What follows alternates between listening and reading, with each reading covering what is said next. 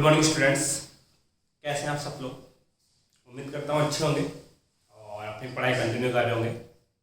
आज हम लोग राजस्थान बोर्ड का चैप्टर नंबर 10 स्टार्ट करने जा रहे हैं, दैट इज अल्टरनेट करंट। और अल्टरनेट करंट के जो लेक्चर्स होंगे वो थोड़े बड़े होंगे बेटा आपके पास, ठीक है, लेंथ उनकी होगी, क्योंकि यहाँ पर हम लोग एक सिंगल लेक्चर में मल्टीपल टॉपिक जो एक दूसरे से लिंक करते हैं उनको एक साथ पढ़ने की कोशिश करेंगे। आज बेसिकली हम लोग अल्टरनेट करंट का इंट्रोडक्शन देखेंगे और इंट्रोडक्शन के साथ साथ उसके अंदर एवरेज करंट और आरएमएस करंट क्या होती है उस चीज़ को हम लोग यहाँ पे एक्सप्लेन करने वाले हैं। साथ ही उसके बेसिस पे आपको कुछ एग्जांपल और कुछ न्यूमेरिकल सोल्व करने हैं जो बता देता हूँ। जैसे कि न्यूमेरिकल प्रॉब्लम हो गई आपकी 10.1 और 10.2 और एग्जाम्पल की बात करो तो 10.1 to 10.7, मतलब 7 क्वेश्चन तो यहाँ पे और 2 क्वेश्चन ऊपर है, टोटल मिला के 9 क्वेश्चन आपको इस टॉपिक के बेसिस के ऊपर सॉल्व करने हैं। अब ध्यान दीजिए बेटा, यहाँ पे अल्टरनेट करंट स्टार्ट करने से पहले हमें ये जानना पड़ेगा कि नेचर में करंट कितने टाइप का होता है। तो बेसिकली करंट को 2 पार्ट के अंदर कैटेगराइज किया गया है। First is the direct current और second is the alternate current. अब तक जितने भी प्रीवियस चैप्टर आपने पढ़े हैं और कहीं पे भी मैंने बैटरी लगाई या करंट को यूज किया तो वहां पे हमेशा हमने डायरेक्ट करंट जो बैटरी से हमें मिलता है दैट इज डीसी करंट, उसको हम लोग यूज करते आ रहे थे आपके पास। तो डायरेक्ट करंट क्या होता है? एक ऐसा करंट जिसका मैग्नीट्यूड और डायरेक्शन टाइम के रेस्पेक्ट में चेंज नहीं होता, या ऐसे बोले कि टाइम के रेस्पेक्ट में हमेशा उसका मैग्नीट्यूड और डायरेक्शन दोनों ही टर्म कांस्टेंट बनी रहती है। उस करंट को क्या नाम दिया जाता है बेटा? Direct current. जैसे डीसी इसको रिप्रेजेंट करते हैं, डायरेक्ट करंट क्या होगा? Magnitude and direction both constant with respect to time period आपके पास। दैट मीन अगर मैं करंट और टाइम के बीच में ग्राफ बनाऊंगा तो टाइम के ईच पॉइंट के ऊपर करंट की वैल्यू क्या रहेगी बेटा? सेम। तो उस करंट को मैं क्या नाम दूंगा? डायरेक्ट करंट आपके पास। तो यहाँ ध्यान दो बेटा, आपके पास देखो टाइम 0 है तब भी करंट की कुछ वैल्यू है, मान लीजिए ये वैल्यू आपके पास 5 एम्पियर। तो टाइम कितना भी वेरी कर जाए, कितना भी इंक्रीज कर जाए, अगर करंट की वैल्यू हर टाइम के लिए सेम रहती है तो that type of current is called direct current. ये जो डायरेक्ट करंट होती है इनकी फ्रीक्वेंसी 0 होती है बेटा। फ्रीक्वेंसी उनकी होती है जो डायरेक्शन चेंज कर सकते हैं, या ऐसे बोले जो जिस पॉइंट से एक बार पास कर गए दोबारा उसी पॉइंट पे पहुंचते हो। तो ये करंट एक बार जिस पॉइंट से स्टार्ट होगी दोबारा उस पॉइंट पे कभी भी नहीं आएगी, मतलब कि साइकिल कभी कंप्लीट नहीं करेगी। और साइकिल नहीं बनेंगे तो फ्रीक्वेंसी कितनी बनेगी इसकी? 0 आपके पास। अभी और डिटेल में बात करेंगे फ्रीक्वेंसी का मतलब क्या है हमारे लिए। उसके बाद में बात करते हैं बेटा टाइम पीरियड की। तो टाइम पीरियड जो होता है वो फ्रीक्वेंसी का रेसिप्रोकल होता है, और डायरेक्ट करंट के केस के अंदर फ्रीक्वेंसी 0 है तो 1/0 कितना मिलेगा बेटा? आपको इंफिनिटी मिलेगा। यहाँ पे कुछ सिंबल आपको पूरे सिलेबस में काम में लेने पड़ेंगे। जैसे जब डीसी होगा, डायरेक्ट करंट होगा, तो उसकी बैटरी को ऐसे रिप्रेजेंट किया जाता है। जब अल्टरनेट करंट होता है तो उसको सर्कल बना के उसके अंदर एक एस बना देते हैं, हम लोग एस ड्रॉ कर देते हैं, वो अल्टरनेट करंट को रिप्रेजेंट करता है। ये आपको पता ही है, रेजिस्टेंस का सिंबल है, ये कैपेसिटर का सिंबल है, और ये आपके पास इंडक्टेंस का, जो लास्ट चैप्टर में हम लोग सेल्फ इंडक्टेंस पढ़ के आए उसका सिंबल है आपके पास। अब बात करते हैं बेटा हमारे चैप्टर की जिसका नाम है अल्टरनेट करंट, जिसको हम लोग शॉर्ट में क्या लिखते हैं? एसी आपके पास। अब एसी की जो प्रॉपर्टी है वो जस्ट इसके अपोजिट है। यहाँ बोल रहे थे कि मैग्नीट्यूड और डायरेक्शन करंट के टाइम के रेस्पेक्ट में क्या रहेगी बेटा? कांस्टेंट। जबकि यहाँ क्या बोला जाता है कि जिसका मैग्नीट्यूड और डायरेक्शन दोनों ही चेंज होते हैं विद रिस्पेक्ट टू टाइम आपके पास। जैसे बात करूं आपके घरों में जो आती है वो आती है साइनसोइडल अल्टरनेटिंग करंट या साइनसोइडल एसी आपके पास। इसका मतलब वो करंट कुछ इस टाइप का होगा साइनसोइडल फॉर्म के अंदर। तो देखो करंट का मैग्नीट्यूड कहाँ जा रहा है? इस एक्सिस पे मैंने वाई एक्सिस पे मैग्नीट्यूड को रिप्रेजेंट किया है और एक्स एक्सिस के ऊपर मैं टाइम को रिप्रेजेंट कर रहा हूँ। टाइम तो हमेशा ग्रोथ ही करेगा, उसकी वैल्यू इंक्रीज ही होगी, टाइम डिक्रीज नहीं होगा कभी भी आपके पास। बट करंट के मैग्नीट्यूड की बात करो, टाइम 0 करंट 0, कुछ टाइम के ऊपर करंट की वैल्यू मैक्सिमम हो जाती है, मतलब पहले करंट बढ़ता है, उसके बाद टाइम बढ़ाते हैं तो करंट की वैल्यू डिक्रीज होती है, नीचे आ रही है। फिर एक ऐसा टाइम आएगा जिसके ऊपर करंट अगेन कितना हो जाता है? 0 हो जाता है। उसके बाद अभी जो डायरेक्शन थी वो पॉजिटिव थी। अब जब नीचे वाला साइकिल की बात करोगे तो टाइम तो बड़ा, करंट नेगेटिव के अंदर इंक्रीज हुआ आपके पास। उसके बाद एक पॉइंट ऐसा है जब नेगेटिव में वैल्यू क्या होगी बेटा, मैक्सिमम। देन आप टाइम और बढ़ाते हो बेटा तो हम बोलेंगे कि टाइम अब नेगेटिव में डिक्रीज करता है और अगेन कितना हो जाता है, 0। तो यहाँ कितनी डायरेक्शन हुई बेटा, 2 डायरेक्शन, एक पॉजिटिव एक नेगेटिव। और मैग्नीट्यूड की बात करूं, पहले बड़ा है फिर कम हुआ, फिर नेगेटिव में बड़ा है, फिर नेगेटिव के अंदर वैल्यू क्या हुई है बेटा, कम आपके पास हुई है। इसका मतलब मैग्नीट्यूड भी हमेशा चेंज होता गया है और डायरेक्शन भी हर टाइम के बाद चेंज हुई है। तो ऐसे करंट को क्या नाम दिया जाता है बेटा, अल्टरनेट करंट। और इसका जो शेप है वो साइनोसोडल है, इसलिए इसको बोला जाता है साइनोसोडल अल्टरनेटिंग करंट आपके पास। ठीक है, अब अगर हम बात करें इंडिया के अंदर जो अल्टरनेट करंट आपके पास आती है उसकी फ्रीक्वेंसी होती है बेटा 50 हर्ट्ज। अलग अलग कंट्री के अंदर ऑपरेटिंग वोल्टेज और ऑपरेटिंग फ्रीक्वेंसी डिफरेंस होती है। जैसे बात करें इंडिया के अंदर 220 वोल्ट ऑपरेटिंग वोल्टेज है और आपके पास 50 हर्ट्ज उसकी फ्रीक्वेंसी है। ऐसे ही अगर मैं ब्रिटेन की बात करूं तो वहां पे 110 आपके पास 110 वोल्ट तो क्या है बेटा, ऑपरेटिंग वोल्टेज है और वहां पे 60 हर्ट्ज फ्रीक्वेंसी आपके पास यूज में ली जाती है। तो अलग अलग कंट्री का इलेक्ट्रिक सिस्टम अलग अलग होता है आपके पास। अब इसके अलावा भी और अलग अलग टाइप की आप लोग अल्टरनेट करंट देखोगे। जैसे बात करते हैं स्क्वायर टाइप, शेप कैसा हो जाएगा स्क्वायर, तो उसको बोलेंगे square type alternate current. Shape कैसा हो जाएगा बेटा ट्रायंगल, तो उसको बोलेंगे triangular type alternate current. Shape कैसा हो गया साइनोसॉइडल, तो उसको बोला जाएगा आपके पास बेटा क्या, साइनोसॉइडल टाइप अल्टरनेट करंट। और इस कंप्लीट अल्टरनेट करंट के चैप्टर में केवल हमें एक ही टाइप ऑफ करंट को डिस्कस करना है, that is sinusoidal type current. अब ये साइनोसॉइडल टाइप करंट हम लोग पढ़ चुके हैं चैप्टर 9 के अंदर। बेसिकली आपके पास हमने क्या किया था कि एक यूनिफॉर्म मैग्नेटिक फील्ड के अंदर एक रेक्टेंगल कॉइल को रोटेट करवाया था, तो उसके रोटेशन की वजह से ईएमएफ आया था। और वो ईएमएफ आपके पास कितना था बेटा, कहां लिखूं, ठीक है यहाँ लिख लेते हैं। वो ईएमएफ आपके पास था E = E0 sin omega t, और इसकी वजह से एक induced current I T, that is I0 sin omega t। और इसी करंट को बोला जाता है बेटा अल्टरनेट करंट साइनोसॉइडल आपके पास। अब ये अल्टरनेट करंट साइनोसॉइडल है, इसका मैंने टाइम के रेस्पेक्ट में ग्राफ बनाया हुआ है। तो देखो ये पूरा साइकिल है, मान लीजिए इसको कंप्लीट साइकिल करने में जो टाइम लगता है वो लगता है t सेकंड आपके पास।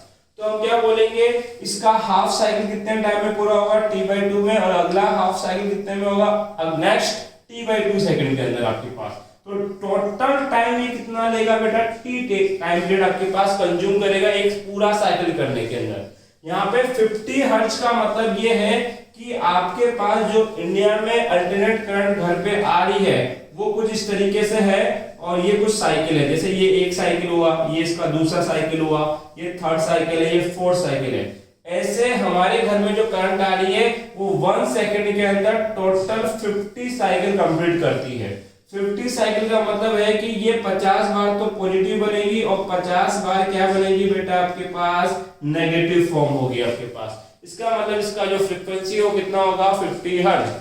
इसका फ्रीक्वेंसी का बेसिक मीनिंग यही है कि 1 सेकंड के अंदर कितने साइकिल आप कंप्लीट कर रहे हो, that is known as frequency. एक बार चाहता हूं आप इसका स्क्रीनशॉट लें, फिर नेक्स्ट टॉपिक पढ़ते हैं बेटा।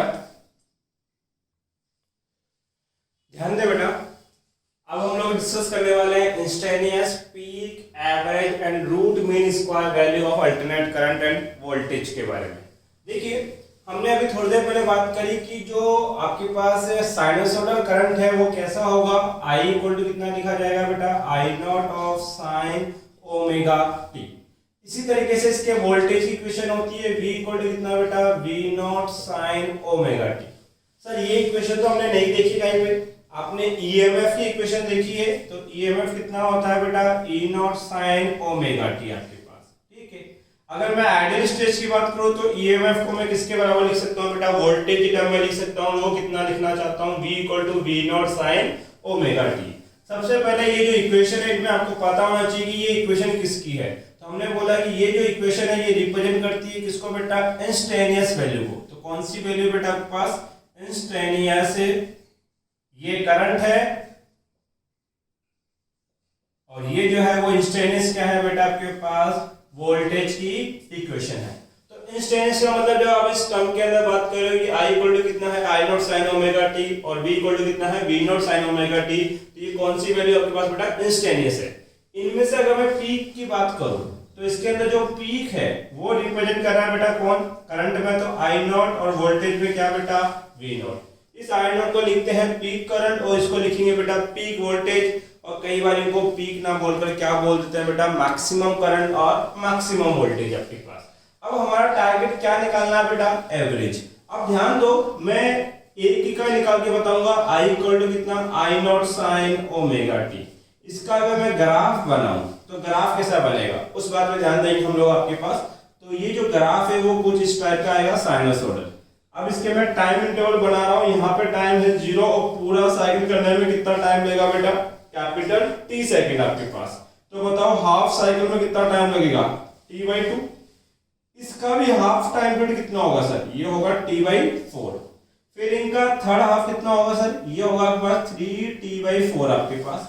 ये मैक्सिमम करंट है डेट इज आई नॉट, और ये इसका नेगेटिव में मैक्सिमम है डेट इज माइनस का क्या, आई नॉट आपके पास।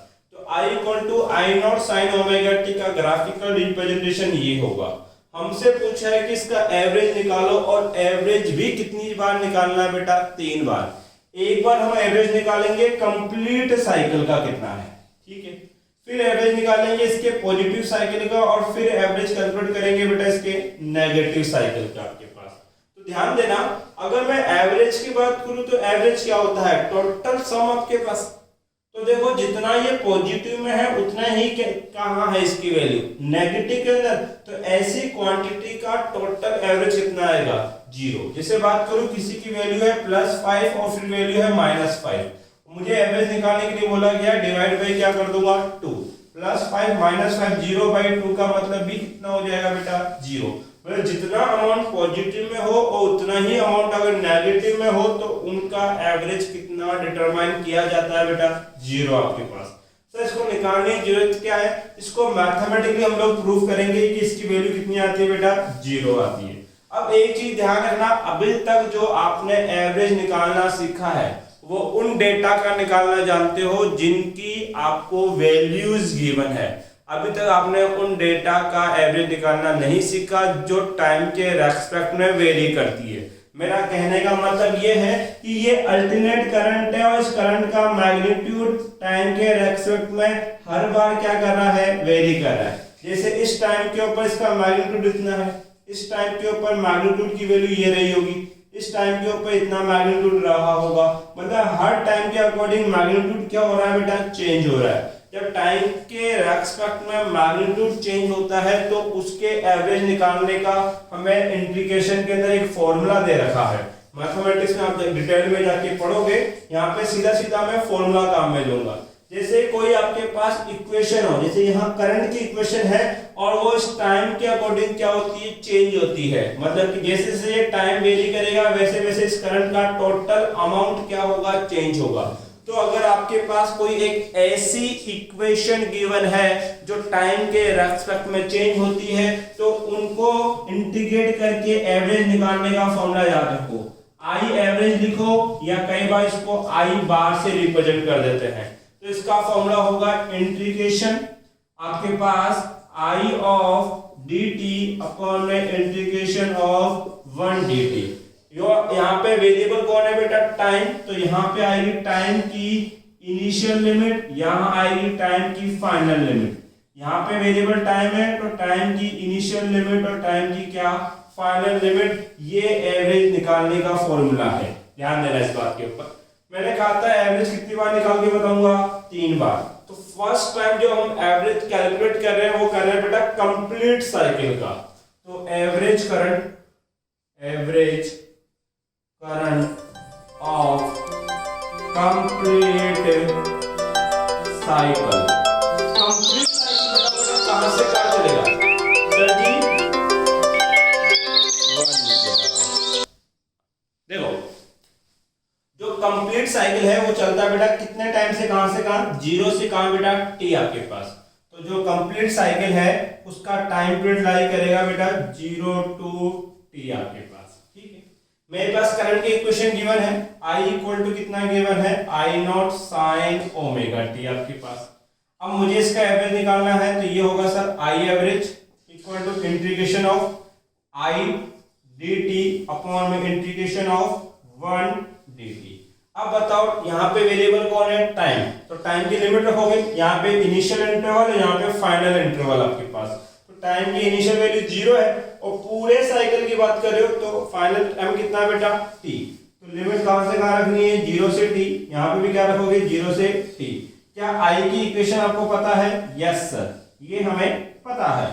I इक्वल टू कितना दे रखा है बेटा, I not of sine omega T of dt upon में 1 dt का इंटीग्रेशन होता है t और लिमिट जाएगी बेटा 0 से t। यहाँ पे dt के रेस्पेक्ट में इंटीग्रेट करेंगे तो I नॉट तो कैसी क्वांटिटी है बेटा, कांस्टेंट, और कांस्टेंट को कहाँ कैरी कर लेते हैं बेटा, आउटसाइड। तो I नॉट को अगर मैं बाहर निकाल दूंगा तो I एवरेज इक्वल टू क्या रह जाएगा, I नॉट 0 से t of sine omega t of dt divide by, नीचे देखो लिमिट ओपन करूंगा, लिमिट क्या होती है, अपर limit minus lower limit, that is t minus 0, तो ये हो गया t माइनस 0। अब I एवरेज इक्वल टू कितना बेटा आपके पास, I naught sine omega t का इंटीग्रेशन कितना होता है सर, ये होता है माइनस के कॉस ओमेगा t, लेकिन साथ में ओमेगा मल्टीप्लाई में है तो इंटीग्रेशन में ये चीज किसमें आ जाती है बेटा, डिवाइड के अंदर आपके पास। और लिमिट चढ़ी कहां से बेटा, 0 से t, और t माइनस 0 कितना होता है, t आपके पास। सिंप्लीफाई करो इसको तो I एवरेज इक्वल टू कितना हो जाएगा, माइनस बाई ओमेगा कांस्टेंट है बाहर निकाल लो, माइनस I नॉट अपॉन में t ओमेगा, ये बाहर आ गया आपके पास। अब क्या लिखा जाएगा, cos ओमेगा t, 0 से कितना बेटा, t आपके पास। क्लियर है। आपने एक टर्म पढ़ी है कि ओमेगा इक्वल टू होता है 2 पाई f, ओमेगा क्या होता है बेटा, 2 पाई f, और फ्रीक्वेंसी होता है रेसिप्रोकल ऑफ टाइम पीरियड, ये हो जाएगा 2 पाई अपॉन में क्या, t, f की वैल्यू 1 अपॉन t, तो ओमेगा की जगह 2 पाई बाई t रखेंगे हम लोग। Then I average equal to कितना होगा, माइनस के I नॉट अपॉन में क्या, t ओमेगा आपके पास, तो ये बन जाएगा cos ओमेगा की जगह रखा मैंने 2 पाई बाई t मल्टीप्लाई में t, और लिमिट चल रहा है 0 से कितना बेटा, t आपके पास। लिमिट ओपन कैसे करोगे, upper limit minus of lower limit, then I average equal to कितना फाइंड हो जाएगा, माइनस के I नॉट अपॉन में t ऑफ ओमेगा, ये लिखा जाएगा cos 2 पाई बाई t, और t की जगह कितना रखोगे बेटा, capital T minus of cos 2 pi by t, और t की जगह कितना रखा बेटा हमने, 0 आपके पास। सिंप्लीफाई करोगे then I average equal to कितना होगा बेटा, माइनस I नॉट अपॉन में क्या, t ओमेगा आपके पास, t से t क्या हो गया, कैंसिल आउट, ये लिखा जाएगा cos ऑफ 2 पाई माइनस, ये 0 है, पूरी टर्म 0 हो जाएगी, दैट इज cos और 0 डिग्री आपके पास। अब देखो बेटा cos 2 पाई की वैल्यू अगर याद हो, दिखाई दे रहा है क्या, इतना कोड हो जाएगा, ठीक है। अब ध्यान दो, cos I average equal to कितना बेटा, माइनस के I नॉट अपॉन में क्या, t ओमेगा, cos 2 पाई की वैल्यू कितनी होती है बेटा आपके पास, सॉरी +1, कितनी होती है, +1, और cos 0 डिग्री भी होता है बेटा +1, 1 माइनस 1 0, पूरी टर्म क्या हो जाएगी बेटा, 0, इसका मतलब कि I एवरेज कितना आएगा, 0। डेट में अल्टरनेट करंट के कंप्लीट साइकिल के लिए, किसके लिए बेटा, कंप्लीट साइकिल के लिए जो एवरेज करंट आती है वो कितनी निकल के आती है, 0 निकल के आती है। एक बार इस कंप्लीट साइकिल वाले केस को पढ़ो, फिर इसके बाद इसके हाफ साइकिल के लिए कैलकुलेट करते हैं। स्क्रीनशॉट ले लो बेटा इसका। नेक्स्ट देखो बेटा, नेक्स्ट टर्म जो हम कैलकुलेट कर रहे हैं that is average current of first half cycle. देखो बेटा, केवल इस फर्स्ट हाफ साइकिल की बात कर रहा हूं मैं आपके पास। तो फर्स्ट हाफ साइकिल कहां से स्टार्ट होता है, 0 से, और खत्म कहां होता है बेटा, t/2 के ऊपर। 0 to कितना जाएगा, t/2।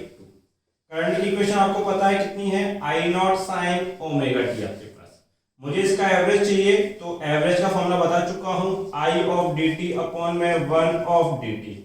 अब टाइम की लिमिट रखोगे, टाइम कहां से कहां दे रखा है, 0 से t/2, 0 से t/2। सॉल्व आउट करोगे, I average equal to I की जगह क्या पुट कर सकते हैं, I naught sine omega T, value put कर दो, ये हो जाएगा I naught sine omega T of क्या, dt अपॉन में 1 dt का इंटीग्रेशन कितना होगा, t, और लिमिट क्या चढ़ी है बेटा, 0 से t। यहाँ पे भी लिमिट कितनी है बेटा, 0 से t/2। ठीक है, dt के रेस्पेक्ट में आई नॉट कैसी क्वांटिटी है, कांस्टेंट। कांस्टेंट को कहाँ निकाल देंगे बेटा, बाहर। ये लो आई नॉट क्या आ गया, बाहर आ गया आपके पास। सिंप्लीफाई करें इस चीज को आप लोग, तो ये हो जाएगा बेटा कितना, आई एवरेज। जो लास्ट मैथमेटिक्स प्रोसेस किया था सेम करेंगे, बस केवल लिमिट चेंज करनी है आपको। आई नॉट तो एज इट इज रहेगा, कोई दिक्कत नहीं है sir. Multiply sign omega T का क्या होता है, अभी थोड़ी देर पहले बताया था, ये होता है बेटा माइनस के कॉस ओमेगा टी अपॉन में क्या, ओमेगा, और लिमिट चल रही है 0 से t/2 अपॉन में। इसकी जगह क्या रखोगे बेटा, अपर limit minus lower limit t/2 minus of 0, कितना लिखा जाएगा बेटा, t/2 आपके पास। अब 2 आंख भेज देंगे बेटा ऊपर, देन बताओ आई एवरेज इक्वल टू कितना हो जाएगा, 2i0 अपॉन में t माइनस ओमेगा कांस्टेंट है, बाहर निकाल लो, माइनस ओमेगा बाहर आ गया। अब बताओ कितना बचा, कॉस ओमेगा टी, और लिमिट चढ़ी 0 से t/2। आपको पता है कि जो यहां से लिख देता हूं, ओमेगा इक्वल टू क्या होता है बेटा, 2π/t।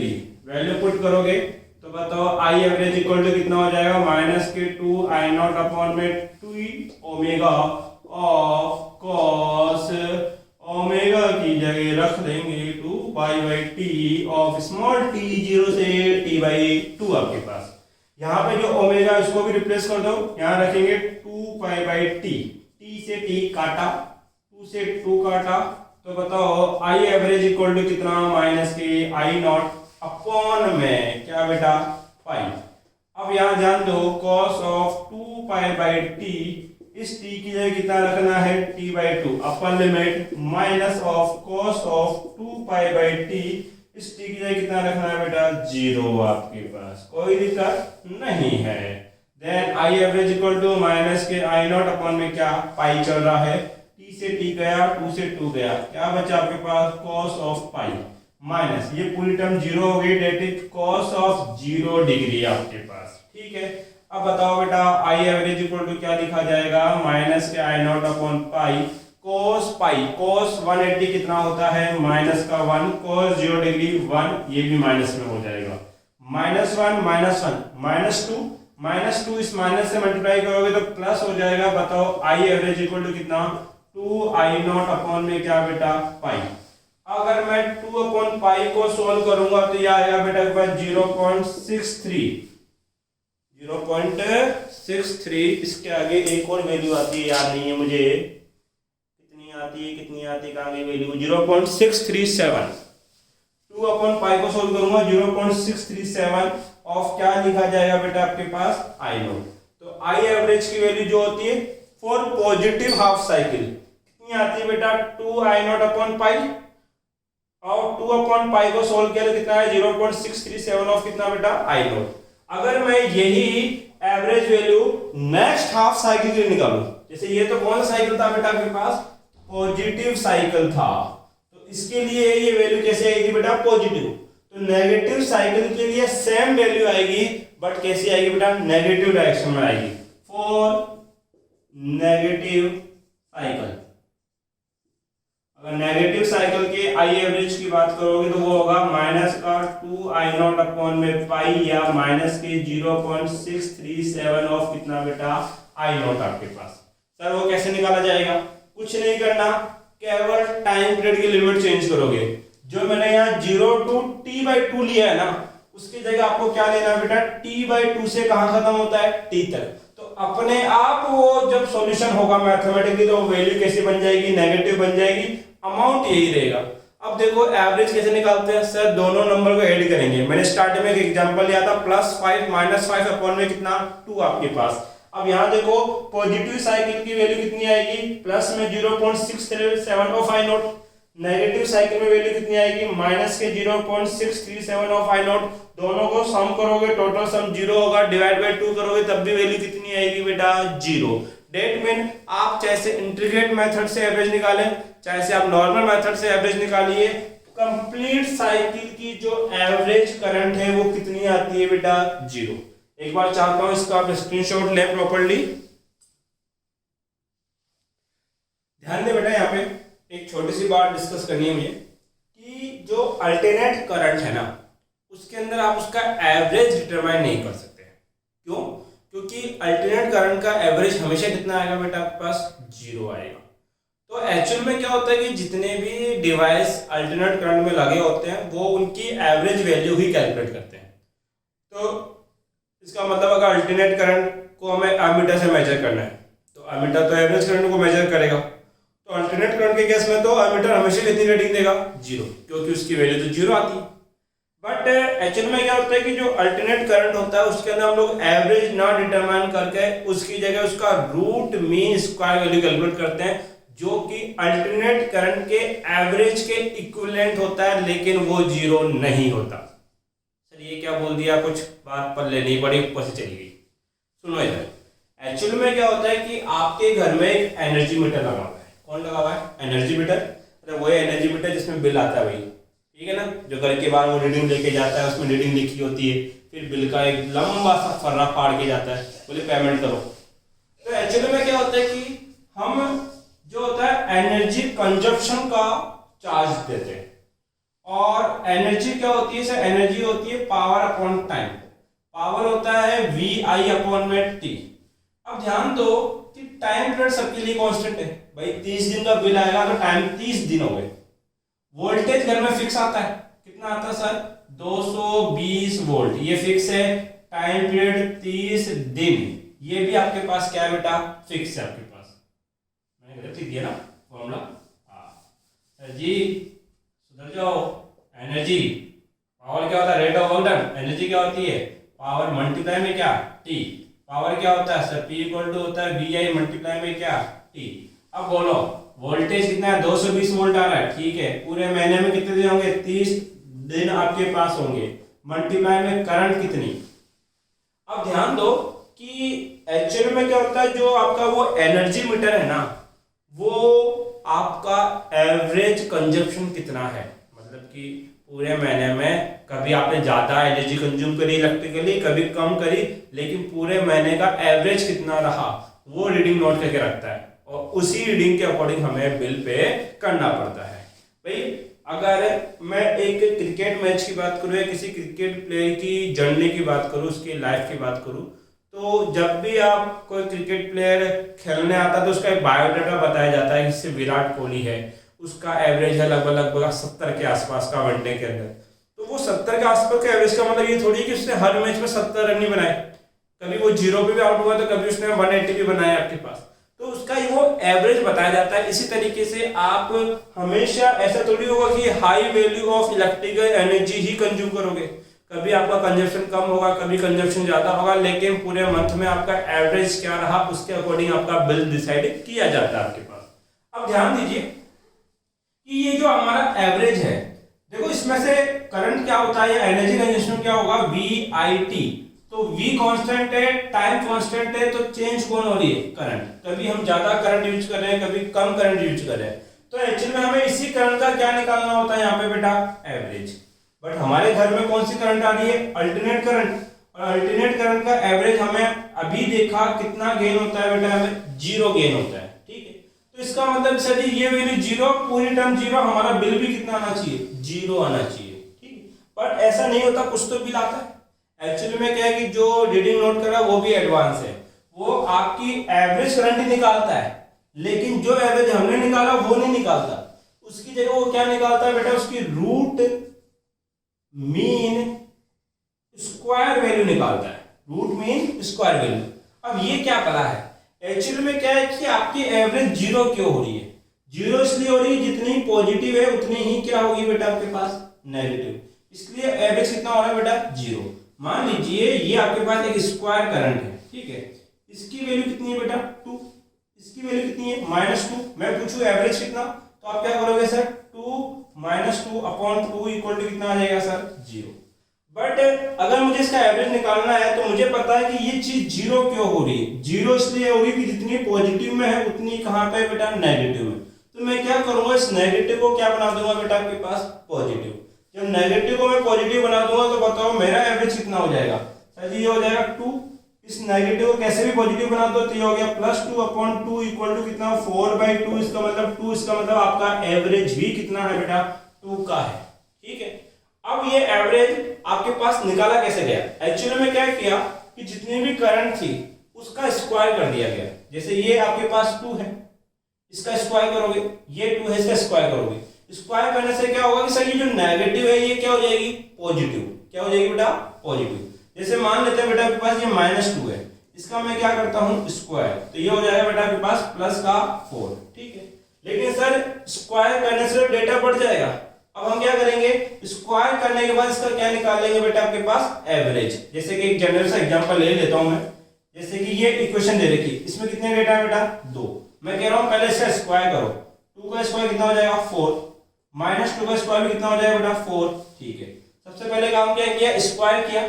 स्क्वायर करने के बाद इनका एवरेज निकालो। एवरेज कैसे निकालते हैं, दोनों क्वांटिटी को ऐड करेंगे, डिवाइड बाई 2। 4 और 4 कितना हो जाएगा बेटा, 8/2 कितना बेटा, 8/2 इक्वल टू कितना, 4। क्या एवरेज 4 था क्या, नहीं, एवरेज तो कितना सर, 2। इसलिए क्या करते हैं, पहले स्क्वायर किया था, पहले क्या किया था बेटा हमने, क्वांटिटी का, मान लो क्वांटिटी थी x, उसका क्या किया था, स्क्वायर, फिर इसका क्या निकाल लिया सर हमने, एवरेज। और अब इसका क्या कर देंगे सर, अंडर रूट, तो स्क्वायर से अंडर रूट कट जाएगा और केवल किसकी वैल्यू निकल के आएगी बेटा, एवरेज की। तो ये एवरेज आया था, इस एवरेज का अंडर रूट कर दो, वैल्यू वापस से कितनी आ जाएगी बेटा, 2। बट इस बार एवरेज 0 नहीं आएगा, एवरेज कुछ निकल के आएगा। ये काम कैसे कर सकते हैं, किसी टर्म का पहले क्या करेंगे, स्क्वायर, फिर एवरेज, और फिर इसका क्या निकाल देंगे, अंडर रूट। अंडर रूट से स्क्वायर कैंसिल हो जाएगा, तो वैल्यू किसकी बचेगी बेटा, एवरेज की। और इसी वैल्यू को बोला जाता है रूट मीन स्क्वायर वैल्यू। क्या बोलते हैं बेटा इसको, रूट मीन स्क्वायर वैल्यू। तो आइए देखते हैं कि अल्टरनेट करंट के अंदर रूट मीन स्क्वायर वैल्यू क्या होती है। आई होप एग्जांपल समझ में आया होगा कि रूट मीन स्क्वायर क्या है। आगे से ध्यान रखें, आपके जितने भी न्यूमेरिकल है उसमें अगर वो बोले कि अल्टरनेट करंट में इतनी वैल्यू है, इसका मतलब वो आपको कौन सी वैल्यू दे रहा है बेटा, आरएमएस वैल्यू दे रहा है। कौन सी value, RMS. Root mean square को शॉर्ट में क्या बोलते हैं बेटा, आरएमएस। रूट का आर, मीन का एम और इसका एस। तो अब हम लोग करंट की आरएमएस वैल्यू कैलकुलेट करने वाले हैं। देखो करंट का इक्वेशन क्या है, करंट का इक्वेशन होता है I इक्वल टू कितना, I0 sin ओमेगा t। ये फॉर्मूला क्या कहता है कि पहले उस टर्म का क्या करो, स्क्वायर करो। तो ये टर्म है, इसका स्क्वायर कर दो बोथ साइड, तो ये हो जाएगा I स्क्वायर इक्वल टू कितना, I0 square sin square of omega t। इसका ग्राफिकल रिप्रेजेंटेशन तो आपको पता ही है कैसा चलता है, ये 0 होता है, ये टाइम कितना होता है t/4, ये था t/2, ये था 3t/4, और ये कितना होता है बेटा t, और ये पीक करंट थी I0, ये नेगेटिव में पीक था माइनस के I0 आपके पास। ठीक है, क्या करोगे रूट मीन स्क्वायर के लिए, पहले जो इक्वेशन आपको देगा या करंट आपको देगा उसका क्या किया जाएगा बेटा, स्क्वायर। स्क्वायर के बाद उसका क्या निकालोगे, मीन। मीन का मतलब क्या निकालना है बेटा, एवरेज। तो अब इसका एवरेज निकालना है, तो इसको ऐसे लिखो, या तो I स्क्वायर का मीन, मैंने कहा था एवरेज को या तो यहाँ पे एवरेज लिख के दिखाया जाएगा, या यहाँ एवरेज नहीं लिखेगा तो इसके ऊपर क्या लगा देगा, एक बार। उसका मतलब ये क्या निकाल रहा है बेटा, एवरेज। क्या स्क्वायर करने के बाद भी ये वैल्यू टाइम के अकॉर्डिंग चेंज हो रही है क्या, यस चेंज हो रही है। तो एवरेज निकालने का एक ही फॉर्मूला था, क्या आपके पास I square of dt upon में कितना 1 ऑफ dt। देखो इधर स्क्वायर है तो यहाँ पे भी इक्वेशन क्या लिखोगे, स्क्वायर आपके पास। टाइम की बात करते हैं तो पूरे साइकिल का एवरेज निकालना है, इसलिए लिमिट क्या लेंगे, 0 से कितना बेटा, कैपिटल T। 0 से T, 0 से कितना बेटा आपके पास, कैपिटल T। सोल्व करो इसको, I स्क्वायर का बार आपके पास। अब ध्यान दे बेटा यहाँ पे ये हो गया 0 से कितना T। I स्क्वायर की वैल्यू आपको पता है कितनी है, I0 square sin square of omega t of dt upon में 1 dt का इंटीग्रेशन कितना होगा t, और लिमिट क्या जाएगी बेटा 0 से t। सिंपलीफाई करो, I स्क्वायर का बार आपके पास, इसको क्या लिखा जाएगा बेटा आपके पास, I0 स्क्वायर dt के रेस्पेक्ट में कांस्टेंट है, कांस्टेंट को बाहर निकाल दो, I0 स्क्वायर बाहर हो गया, ये हो गया 0 से t of sin square omega t of dt upon में लिमिट लिखोगे, अपर limit minus lower limit t minus 0 कितना होता है बेटा t आपके पास। अब ध्यान दे यहाँ पे ये क्या निकाला बेटा हमने, I स्क्वायर का एवरेज इक्वल टू कितना, I0 स्क्वायर। जो मैथमेटिक्स के बच्चे उनको पता होगा कि साइन स्क्वायर का डायरेक्ट इंटीग्रेशन नहीं कर सकते स्क्वायर वाले टर्म को आप लोग, इसलिए पहले साइन को कन्वर्ट करना पड़ेगा। तो यहाँ एक फॉर्मूला है जो आपको याद रखना है, कहाँ लिखो फॉर्मूला, ये रहा, ध्यान दो। साइन स्क्वायर ओमेगा t होता है आपके पास 1 minus cos of 2 omega t upon में क्या 2 आपके पास। ट्रिग्नोमेट्रिकली इसको उस फॉर्म के अंदर हम लोग कन्वर्ट कर सकते हैं। तो ये जो साइन स्क्वायर ओमेगा टी लिखा हुआ है 0 से t, इसको मैं क्या लिख रहा हूँ 1 माइनस के cos of 2 omega T upon में 2 बाई ऑफ dt। नीचे क्या चल रहा है बेटा आपके पास t। अब ध्यान दो बेटा यहाँ पे आई स्क्वायर का बार इक्वल टू 2 तो कांस्टेंट है तो बाहर आ जाएगा आई नॉट स्क्वायर अपॉन में कितना हो जाएगा 2t। अब क्या बचेगा इंटीग्रेशन 0 से t, पहले 1 को करोगे तो 1 dt, फिर माइनस इंटीग्रेशन 0 से t of cos of 2 omega t of क्या लिखा जाएगा dt आपके पास। सिंप्लीफाई करो इस टर्म को आप लोग, तो हम क्या लिखेंगे आई नॉट स्क्वायर का bar equal to I naught square upon में कितना 2t। 1 dt का इंटीग्रेशन कितना हो जाएगा बेटा आपके पास t, और लिमिट क्या चलेगी 0 से t आपके पास, माइनस ऑफ इस टर्म का इंटीग्रेशन सोल्व करोगे तो पूरी टर्म कितनी आएगी बेटा 0। करके बताऊं क्या कहीं, वैल्यू थोड़ा डेरिवेशन बड़ा हो जाएगा। आप याद रखो 0 से t ऑफ किसका बेटा cos of 2 omega t of dt का इंटीग्रेशन कितना होता है 0। यहाँ साइड में कर लेता हूँ, डेरिवेशन आप मत करना अदरवाइज आपका डेरिवेशन काफी सारा लंबा हो जाएगा जब आप कॉपी के अंदर रिप्रेजेंट करोगे उसको। तो इसका इंटीग्रेट कर लेता हूँ साइड के अंदर, cos 2 ओमेगा t का क्या होगा बेटा sin of 2 omega t upon में क्या ओमेगा, और लिमिट चलेगा 0 से t। 1 अपॉन ओमेगा तो कांस्टेंट है, sin ऑफ 2 ओमेगा की जगह क्या रखोगे 2 पाई बाई t और स्मॉल t, लिमिट चल रहा है 0 से t।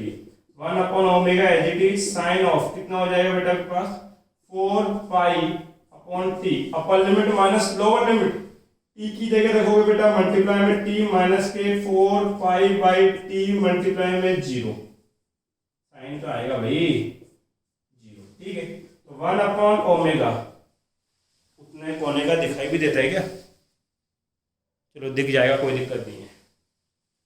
t से t घटा क्या चल रहा है sine of 4 pi minus sine of कितना 0 डिग्री।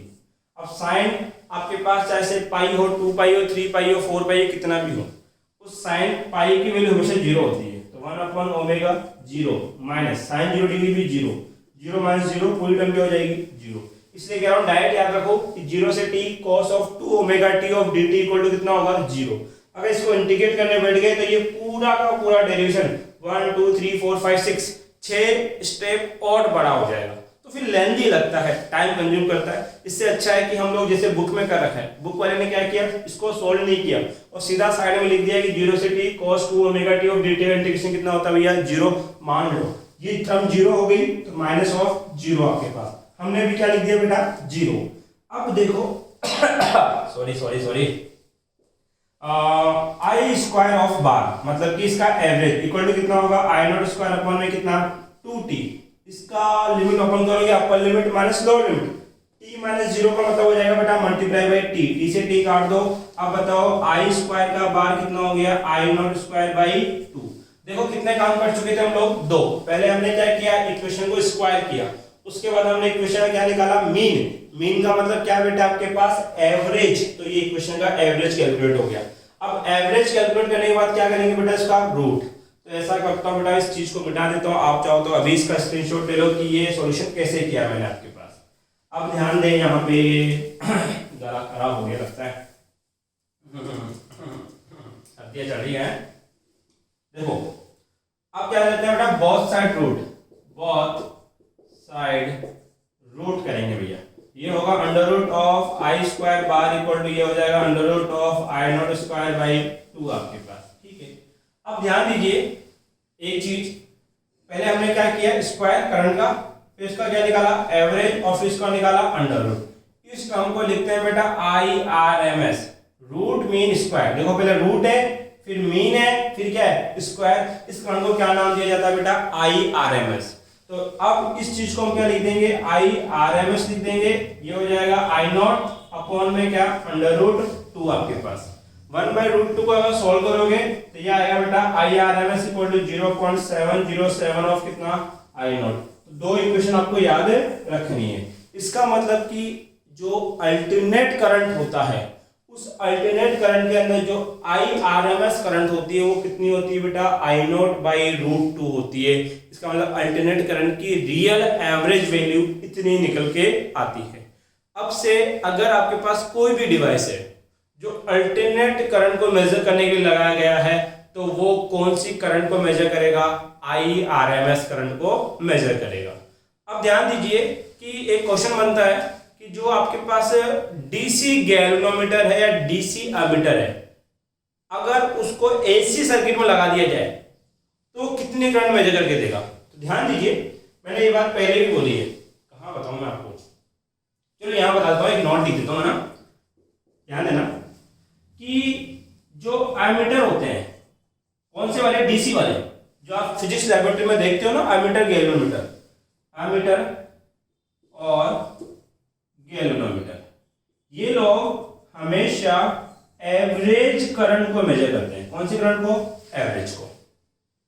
अब देखो, एक सर्किट ले लो, रेजिस्टेंस R है, उसको एक DC सोर्स से कनेक्ट कर दो, यहां क्या लगा दिया? एमीटर।